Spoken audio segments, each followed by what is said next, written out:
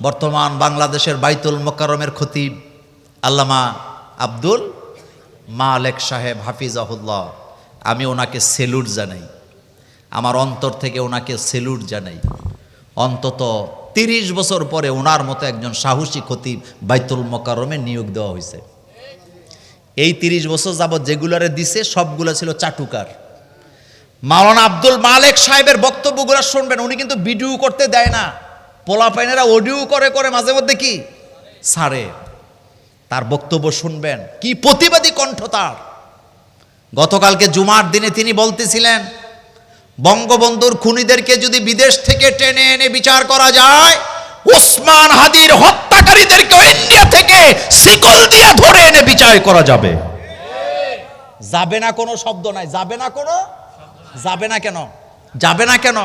আপনারা যারা সমাজে বিচার আচার করেন, আপনাদের উপরে গুরু দায়িত্ব হলো হক কথা বলা, হক বিচার করা। বলেন, জোরে বলেন, কি কি? হক কথা বলা, হক বিচার করা। কষ্ট পাইয়েন না যারা বিচার করতে যায়, অধিকাংশ ক্ষেত্রে হক কথাটা বলে না, ন্যায় বিচারটা করে না, বিচারে বসে মনে হয় যেন ওই যে মুখের ভিতরে মেরাফিডে ঢুকে রাখছে। মেরাফিডা আপনারা বুঝেন তো, এটারে কি কন? বলেন, কি ফিডা কইছি? এরকম সর্দার আপনাদের গ্রামে 2-1 নাই?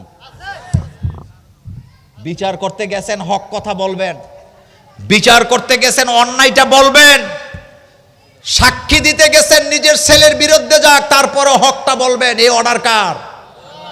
কিন্তু না, উনি বিচারে যায়, মনে হয় যেন যখনই হকের ব্যাপার আসে, যখনই কোনো প্রভাবশালীর অন্যায়ের বিরুদ্ধে কথা বলতে চায়, উনি তখন মুখের ভিতরে মেরাপিডা ঢুকাইয়া চুপ করে গাল ফুলাইয়া বসে থাকে, ওনার মুখ দিয়ে একটা কথাও আসে না। আবার এই লোকটাই যখন দুর্বল লোকদের বিরুদ্ধে কথা বলতে যায়, দুর্বলদের উপরে চাপায়া দিয়া বিচার করে, এই রকমের ডাকাই তো বাংলাদেশে আছে। কথা প্রসঙ্গে কথা আসে, ওসমান হাদির একটা কথা আমার মনে পড়ছে। সে অন্তত তার বক্তৃতায় 100 বার বলছে, আমাকে যদি কেউ মেরে ফেলুক। মনোযোগ আছে? ওসমান হাদি বলতেছে, আমাকে যদি কেউ মেরে ফেলুক, আমাকে যদি কেউ গুলি করে হত্যা করে করুক, আমাকে যদি কেউ পেটের মধ্যে গুলি করে করুক, আমার বুকটা যদি কেউ গুলি করে ঝাঁঝরা করে দেয় করুক, আমার কোনো আফসোস নাই। শুধু একটা অনুরোধ থাকবে, তারে যেন দইরা বিচার করা হয়। বলেন, তারে যেন দইরা, বলেন, তারে যেন দইরা বিচার করা হয়। আজ গতকালকে জুমা গেছে না? তবে আমি আজকে আপনাদের এই মাহফিল থেকে বলে যাই, ওসমান হাদির হত্যার বিচার যদি করতে সরকার ব্যর্থ হয়, হাজার হাজার ওসমান হাদিরা এখানে হত্যা হবে, জীবনে কোনোদিন বিচার পাওয়া সম্ভব হবে না। একটা সমাজ, একটা রাষ্ট্র, একটা গ্রাম ধ্বংস হওয়ার জন্য ন্যায় বিচার দায়ী। বলেন, কি বিচার দায়ী? সমাজে আগে আপনারা জানেন, একটা সময় তো ছিল, আপনারা যারা মুরব্বী, আপনাদের গ্রামে একটা সময় ছিল, সর্দার মাতাব্বর যারা বিচার আচার করতেন, তারা যা বলতো এটাই আইন। কথা ঠিক নেই? তারা যা বলতেন এটা আইন, এটা দলিল, এটা হাদিস। আমি কথাটা আবার রিপিট করি, একটা সময় ছিল মুরব্বীরা যা বলতেন এটা দলিল ছিল, এটা আইন ছিল, এটা হাদিস ছিল। আর এখন কিছু পান্ডা মার্কা বেয়াদব সমাজে বাইরে হয়েছে, মুরব্বীদেরকে 1.5 পয়সার সম্মানও দেয় না। কথা বলেন, একটা সময় ছিল চাচা জেডা যেই রাস্তা দাঁড়ায় থাকতো, বাতিজা, কথা কন না কেন, বাতিজা ওই রাস্তা দিয়ে হাঁটতো না। চাচা দাঁড়ায় আছে, আমি এদিকে যাব, বেয়াদবি হয় না? জ্যাঠা দাঁড়ায় আছে, আমি এই রাস্তা দিয়ে যাব, বেয়াদবি হয় না? চাচা দোকানের সামনে দাঁড়ায় আছে, জ্যাঠা দাঁড়ায় আছে, আমি যাব না, আমি এখন যাব না, আমি দাঁড়ায় থাকি, পরে যাব। আর এখন বেয়াদবি করতে করতে নৈতিকতা এমন বিপর্যয় হয়েছে, চাচা জেঠার সামনে দাঁড়ায়া দাঁড়ায়া বেয়াদবের মতো বিড়ি টানে। আবার যদি চাচা জেঠারা, এলাকার সর্দাররা যদি বলে, বেটা তুই বিড়ি টানোস কেন? এখন বলে কি, আমার বাপের টাকা দিয়ে আমি খাই, তোমার কি? এরকম বেয়াদব আসেনি? কথা বলেন, আসেনি? আমার আব্বার কাছে একটা গল্প শুনছিলাম, আব্বা মারা গেছে 2000 সালে। আব্বার কাছে একটা গল্প শুনছিলাম, আমাদের গ্রামে একটা যুবক ছেলে একটা নতুন লুঙ্গি পরে, মুরব্বীরা বসে আছে, এটা সামনে দিয়ে গেছে। কি লুঙ্গি পরে? কথা করে, কি লুঙ্গি পরে? নতুন লুঙ্গি পরা অন্যায় না, আবার এখন তো মিডিয়ার যুগ, ফেস বুঝছেন না, কথাটা আগে শুনেন। তখন গেছে যে সালাম দেয় নাই। কি দেয় নাই? সালাম দেয় নাই। মুরব্বী একটা ডাক দিছে, দাঁড়াইছে। লুঙ্গি কবে কিনছস? কয় শনিবার, মানে গতকালকে কিনছি। তো নতুন লুঙ্গি পরা মুরব্বীদের সামনে দিয়ে এভাবে হেঁটে যাও কেন? শরম লাগে না? বলতে বলতে সে বুঝছে যে অন্যায় করছে। এখন সে সালাম দিয়া কয়, আমারে মাফ করে দেন, আমার ভুল হয়ে গেছে, আমি আর কোনোদিন আপনাদের সামনে দিয়া নতুন লুঙ্গি পরে যাব না। আর এখনকার যুগে যদি কেউ যদি আপনারা যদি বলেন, কোনো পোলা মনে করেন লুডু খেলতেছে, হেতে ক্যারাম বোর্ড খেলতেছে টাকা দিয়া, নাই আপনাদের এলাকায় নাই? কথা কন না কেন? টাকা দিয়া লুডু খেলা এই এলাকায় আসেনি? ক্যারাম বোর্ড খেলা আসেনি? আমি মাঝে মধ্যে বলি, ইসলাম যদি ক্ষমতায় আসে না, তোদের পাছাগুলা লাল করে দিব। তুই বাপের ফুটেলে খাস, কোনো কাম নাই কাজ নাই, সারাদিন লুডু খেলে জুয়া খেলে, এরকমের আকামলা আমাদের জাতির জন্য কোনো দরকার নাই। সব নবীরা কাম করে খাইছে, আর হেতে বাপের হোটেলে হাইটা হাইটা খায়। বলেন এরকম বেয়াদব আসেনি? তুই যে পালসার চালাস, তুই কামাই করছ কয় টাকা? কয় টাকা কামাই করছ? হযরতে আদম আলাইহিস সালাম থেকে নিয়ে আমাদের নবী মুহাম্মদ সাল্লাল্লাহু আলাইহি ওয়াসাল্লাম পর্যন্ত প্রত্যেক নবীরা কর্ম করে খাইছে। কথা বুঝছেন নি? এবার আপনারা বলেন তো, নবীদের সম্মান আল্লাহর কাছে কম না বেশি? নবীরা যদি আল্লাহকে বলতেন যে আল্লাহ, আমরা শুধু তোমার দাওয়াতি কাজ করবো, তোমার জিকির করবো, তুমি শুধু আমাদের জন্য মান্না সালোয়া পাঠাবা, আল্লাহ পাঠাইতো নাকি পাঠাইতো না? কিন্তু একজন নবীর নাম বলে তো, কোন নবী বৈশা বৈশা খাইছে? আমাদের বাবা আদম আলাইহিস সালাম ছিলেন একজন কৃষক। বলেন কি? আমাদের বাবা আদম আলাইহিস সালাম ছিলেন কৃষক। এই জমিনে কৃষিকাজ শুরু করছেন হযরতে আদম আলাইহিস সালাম সর্বপ্রথম। সব নবীদের কথা তো বলতে পারবো না, এত সময় তো পাবো না। হযরতে নূহ আলাইহিস সালাম, তিনি ছিলেন কাঠ মিস্ত্রি, কাঠ দিয়ে বিভিন্ন জিনিস বিক্রি করতেন বানায়া বানায়া। আমার কলিজার ভাইয়েরা, হযরতে দাউদ আলাইহিস সালাম ছিলেন একজন কামার, লোহা দিয়ে জিনিসপত্র বানাতেন, বিক্রি করতেন। হযরতে নূহ আলাইহিস সালাম ছিলেন একজন কাঠ মিস্ত্রি, আমার কলিজার ভাইয়েরা। হযরতে ইউনূস আলাইহিস সালাম ছিলেন একজন কাঠ মিস্ত্রি। হযরতে ইব্রাহিম আলাইহিস সালাম ছিলেন একজন রাজমিস্ত্রি।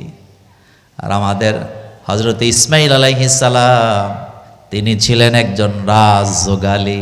আর আমার দেশে এমন অহংকার নেতাও দেখা যায়, যারা নেতাকে নেতার বাপ তুইলা গালি দিয়া বলে অমুকের বাপ রাজমিস্ত্রি। এমন অহংকারী নেতাও বাংলাদেশে আছে না? না। হযরত ইব্রাহিম আলাইহিস সালাম রাজমিস্ত্রি ছিলেন, তার ছেলে ইসমাইল আলাইহিস সালাম রাজযোগালী ছিলেন। হযরত ঈসা আলাইহিস সালাম ছিলেন একজন পল্লী চিকিৎসক। সুবহানাল্লাহ, বাইজে কইন আর কি, কি চিকিৎসক? আর আমার আপনার নবী কি করছেন? শুরু করছে রাখালের কাজ দিয়া, শেষ করছে প্রেসিডেন্টই দিয়া। শুরু করছে কি দিয়া? রাখাল, আর শেষ করছে প্রেসিডেন্ট। সুবহানাল্লাহ পড়েন। একজন নবীও পাবে না কর্মচারা খাচ্ছে। এই জন্য আল্লাহ পাক বলছেন, বা ইযা কুদিয়াতিস সালাত ফান্তাশিরু ফিল আরদ, নামাজ শেষ হলে জমিনে ছিটায় পড়ো, রিজিক তালাশ করো। প্রতিটা নবী রিজিক তালাশ করে খাইছে। কেউ বাগান চাষ করছে, কেউ আপেলের চাষ করছে, কেউ আনারের চাষ করে খাইছে। আর আমার দেশের কিছু যুবক আছে, বাপের হোটেলে বয়ে বয়ে খায়, সারাদিন ক্যারাম বোর্ড খেলে, লেখাও নাই পড়াও নাই, আবার সন্ত্রাসী কায়দায় সন্ত্রাসী করে। এমন যুবক বাংলাদেশে আছে না? না।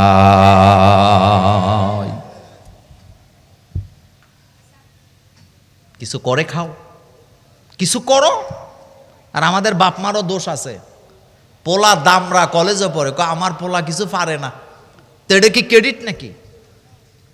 আপনার ছেলেটা যখন ক্লাস 6-এ উঠছিল, আপনার দায়িত্ব ছিল তখন থেকে তাকে দায়িত্ব শেখানো, মাঝে মধ্যে বাজারে পাঠানো, মাঝে মধ্যে এটা করা সেটা করার জন্য অর্ডার দেওয়া। ফার্মের মুরগির বাচ্চার মতো ছেলে মেয়ে পালতেছে, এরকমের মা বাপ আসেনি? ঠাকুরপাড়া এক ডাক্তারের রুমে আমি আমার ওয়াইফ বসা, ডাক্তারের নাম কমু না, শিশু বিশেষজ্ঞ। তো এক মহিলা তার বাচ্চা নিয়ে এসে ডাক্তার দেখাবে। বাচ্চার বয়স হলো 60 বছর, ওজন হলো 40 কেজি। বুঝছেননি কথা? তো এখন ডাক্তার বলতেছে, বাচ্চার দিকে তাকায় বাচ্চার মায়েরে কয়, আপনার বাচ্চার অসুখটা কি, কি সমস্যা? কয়, ডাক্তার সাহেব বেবিটা কিছু খায় না, বেবিটা কিছু, হেতের ওজন কত, হেতে বলে কিছু খায় না। তো ডাক্তার কিছু কয় না, ডাক্তার তো আর হাসি দিতে পারতেছে না। উনি কাগজ নিয়ে কি তার লেখা করেছে, জানে এটি খাওয়াই দিলে ঠিক হয়ে যাবে। মহিলা যখন বেরিয়ে চলে গেছে, এখন উনি আমারে বলতেছে, মোল্লা ভাই দেখছেন হাতির বাচ্চা লইয়েছে, কয়তে বলে কিছু খায় না। কিছু কিছু মহিলা আছে নিজের মানে সংসার একসাথে, ভাই অনেকগুলা একসাথে রান্না বান্না করে নিজের ছেলেরে কলজার আগে খাওয়ায় লাই, আসেনি? চুপ করে আছে, আসেনি?